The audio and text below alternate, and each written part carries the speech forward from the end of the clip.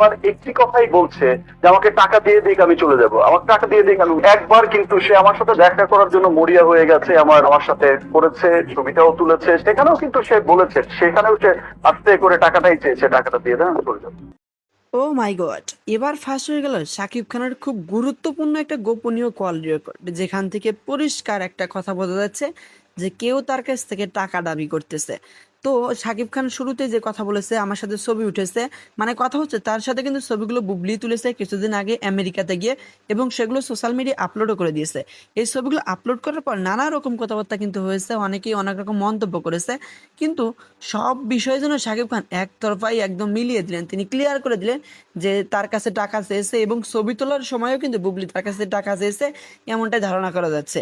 শাকিব খানের এই ভয়েসটা শুনে আপনার কি মনে হচ্ছে? এই কল রেকর্ডটা আসলে কার জন্য বানিয়েছেন? অনেকে ধারণা করছে এই কল রেকর্ডটা বুবলির সাথে কথা বলেছেন, এবং বুবলিকে টার্গেট করে তিনি কথাগুলো বলেছেন যে ছবি তোলার সময় ফিসফিস করে সে আমার কাছে টাকা চেয়েছেন, এবং ফোন করেও মাঝে মাঝে তিনি আমার কাছে টাকা চাচ্ছেন।